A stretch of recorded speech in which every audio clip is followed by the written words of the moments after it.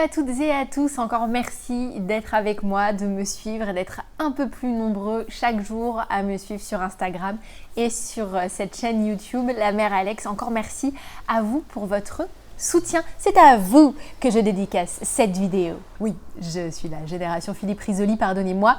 En tout cas, on poursuit ce journal de grossesse ou vlog de grossesse, je ne sais pas comment vous voulez appeler ça, avec ma 12e semaine de grossesse pour bébé 2. La 12e semaine de grossesse, comme toutes les mamans enceintes le savent, eh bien c'est une semaine assez fatidique et assez importante. Elle marque d'abord la fin du premier trimestre, donc pour certaines le début de la fin des nausées, des vomissements et des trucs glauques. Mais c'est aussi la semaine de l'échographie et donc de la première rencontre avec son bébé qui, en vérité, est une toute petite chose moche, mais qu'on aime déjà. En ce qui me concerne, un tout petit peu avant d'aller à l'échographie, j'avais déjà dit à Eric, écoute, je crois que je le sens, je sens des trucs dans le ventre. Alors c'est vrai que vous verrez si c'est votre première grossesse, vous posez vos mains sur votre ventre, il faut vraiment attendre la fin du premier trimestre, pas avant, ça sert à rien. Et vous vous concentrez pour à la fois distinguer les battements de votre cœur, puisqu'on les sent dans le ventre, mais de façon extrêmement distincte, et aussi le débit sanguin. D'ailleurs, c'est assez fou comme sensation. D'ailleurs, on se rend vraiment compte qu'il y a plus de sang dans notre corps et on sent le débit passer. Donc, concentrez-vous pour bien identifier ces deux mouvements-là, ces deux pulsations-là. Et à partir du moment où vous les aurez bien identifiés, vous pourrez constater s'il y a d'autres mouvements en plus. Moi, ça a été mon cas. J'ai constaté qu'il y avait d'autres mouvements en plus, mais genre des vut-vut, des traversées, des boum-boum.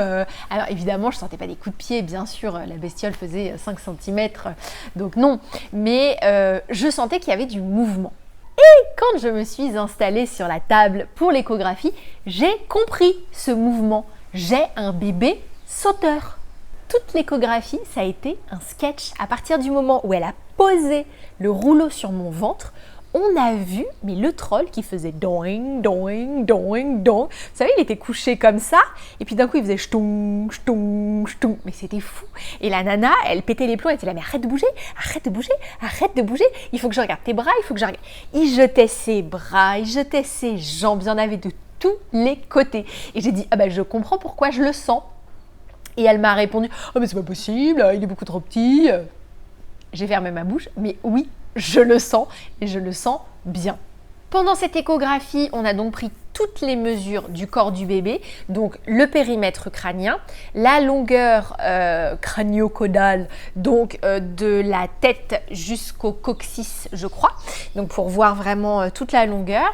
On a mesuré les bras, on a mesuré les jambes et surtout, très très important, la clarté nucale. Alors pour celles qui ne le savent pas, c'est un facteur ou en tout cas un indicateur. Voilà, c'est un indicateur très important dans la détection de la trisomie 21 chez les fœtus.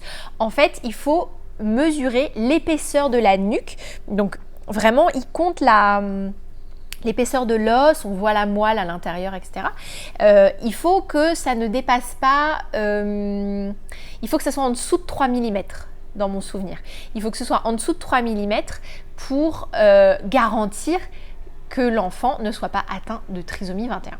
Alors comme je ne voulais pas vous dire de bêtises, je suis quand même allée chercher mon dossier pour vérifier. Et donc, alors chez moi, on a une longueur crânio-caudale de 67,4 mm, donc on est à 6 cm et demi, un tout petit peu plus, et une clarté nucale d'1,5 mm, donc on est bien en dessous. Je crois que c'est 3 mm, Il faut vraiment que ce soit en dessous de 3 mm.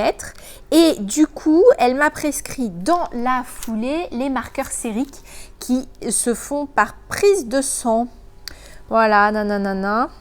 Enfin bref, c'est un truc, vous pouvez aller, il faut le faire autour des 12 semaines. Vous pouvez aller au laboratoire sans être à jeun pour faire ces examens-là. Et c'est l'examen complémentaire qui permet une détection finale de trisomie 21 ou non. Donc si vous avez une bonne clarté nucale et des marqueurs sériques bien, alors ça pour le coup les dosages je ne sais absolument pas, mais en tout cas si ça sort bien, et ça les marqueurs sériques vous ne recevez pas vos résultats, c'est assez fou. Moi par exemple au labo on m'a rendu un papier Voilà, qui dit estimation du risque de trisomie 21 fœtale. Madame, vos résultats sont disponibles chez le médecin ou la sage-femme qui vous a prescrit le dépistage. Et c'est la seule personne habilitée à vous les communiquer. Et ensuite, on vous remet un papier à remplir et à transmettre au médecin en fin de grossesse, après l'accouchement. Donc probablement pour s'assurer qu'ils ne se sont pas trompés. Charmant. Étant donné qu'avec cette échographie, on savait que l'enfant était en bonne santé, le fœtus était en bonne santé et que les principaux risques de fausse couche étaient écartés, on a pu l'annoncer à nos proches. Donc ma mère était là en vacances, donc je lui ai dit, dès qu'elle est arrivée avant de faire l'échographie, parce que elle était avec moi et elle m'a vue, donc voilà. Je l'ai pu l'annoncer à mon père, à mon frère, aux très proches, on l'a annoncé à ma belle-mère aussi et on l'a annoncé à notre fille. Et ça, je pense que je vous ferai une vidéo dédiée à l'annonce à Alma parce que je pense que c'est quelque chose qui préoccupe beaucoup les parents. Moi, je m'étais renseignée, mais comme une psychopathe, j'étais prête à tout, pareil à toutes les éventualités. J'avais documents, iconographie, bibliographie, j'avais tout et en fait ça s'est passé comme sur des roulettes, elle est super contente. Mais je vous ferai une vidéo spéciale pour vous raconter exactement comment ça s'est passé avec Alma. C'est tout pour moi pour cette semaine, c'était les événements les plus importants de cette 12e semaine de grossesse. Évidemment, n'hésitez pas à rester avec moi puisque pas la semaine prochaine parce que j'ai décidé de vous en poster 2 par semaine. Très très vite, vous aurez la suite de ce journal de grossesse avec la 13e semaine.